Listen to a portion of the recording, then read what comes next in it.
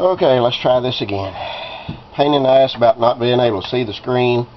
I started taping and didn't realize that when I hit the button it didn't start recording. But slipped the stem into the tool, put enough pressure on the tailstock just till you can see that the bearing's spinning. You don't want much pressure on it, or it will distort or bend the stem material. And as long as you can see that bearing turning, you know you've got enough. Pressure on it. Lock your tailstock down, and got a mark for the depth on my tenon. If I could get it in there.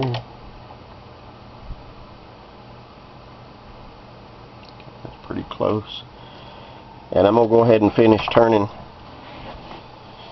the rest of this shoulder down, which I did not get taped the first time. And then we'll get down to the tenon.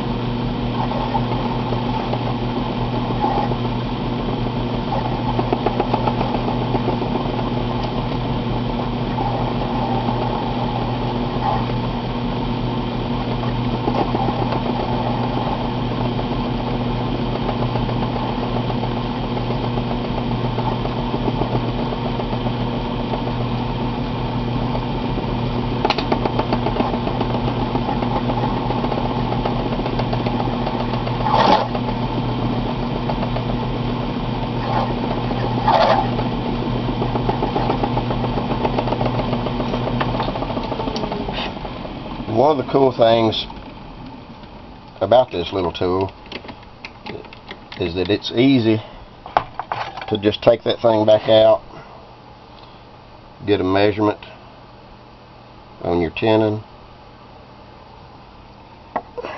double check it on the pipe.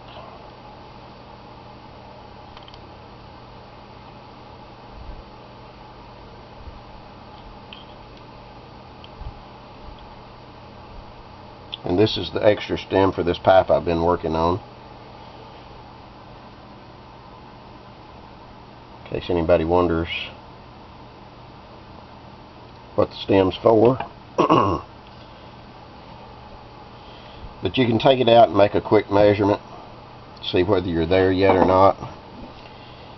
Slip it right back on. It self-centers itself, so you can go right back to where you were at.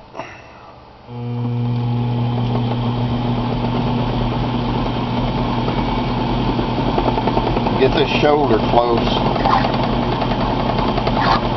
before I do my tenon.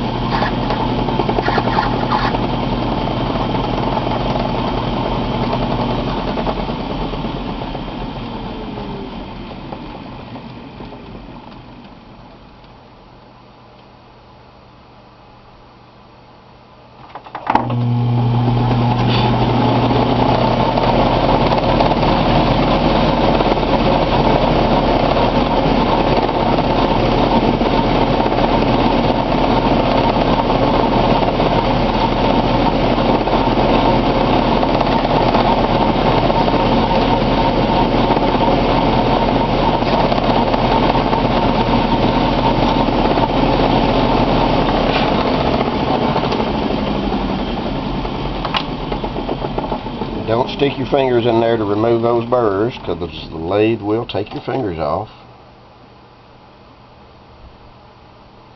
Get this pretty close. But again, if you're not sure, good thing about the tool, just slip it out,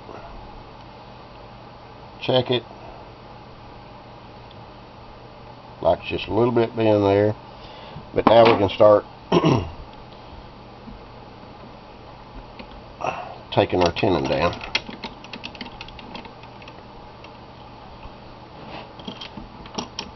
And make sure we got the tailstock tight enough. Lock it down. Another little handy dandy tool that I made before doing my tenons is this little thing right here. And again, I'm sorry if this isn't showing up. But you can take a 5/16 or whatever size tenon you will make, wrench, and cut one side of it back, and it will get you real close to the size that you need to be. Take this off real quick to give you a good starting point. But now I only use this at the very end of the tenon for a gauge, and then I go from there from that measurement.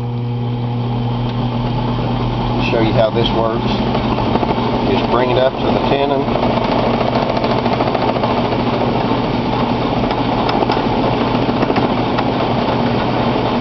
keep pressure on the bottom of it,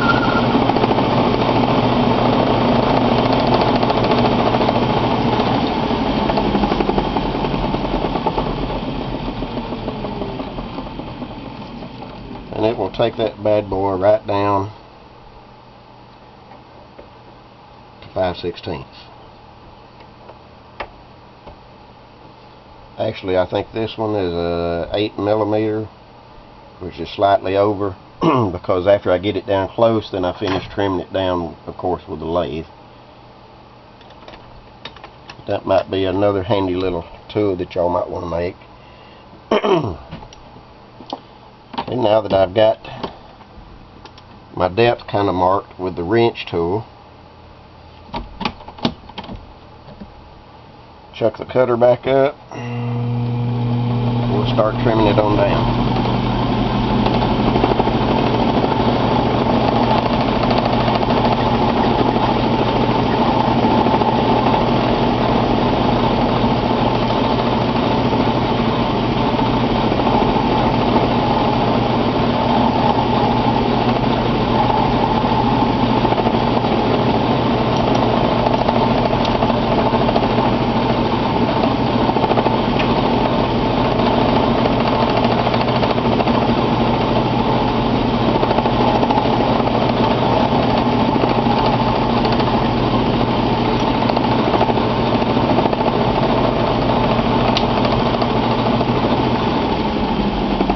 Again, when your cutter touches and scores that first part that we cut with the wrench, then you know you're real close to being where you need to be. That way you don't have to measure so many times to try to get down close to the size of your mortise.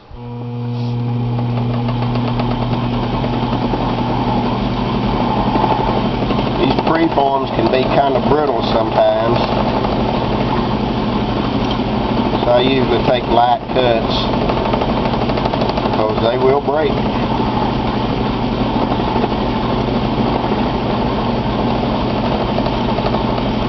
One little snag and you've lost the stem. I think Scott's already said it, and Phil said it, but when you're doing pipe making, don't get in a hurry.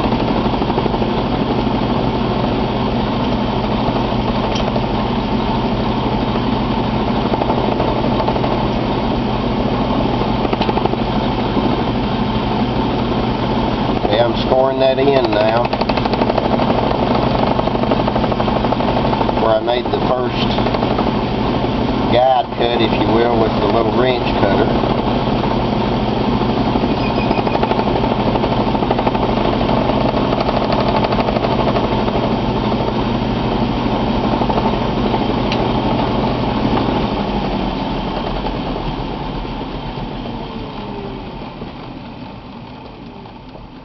And again, what's so handy about this little tool, whether you're using the metal lathe or the wood lathe, either one, is that it makes it so easy to slip it out, check it in your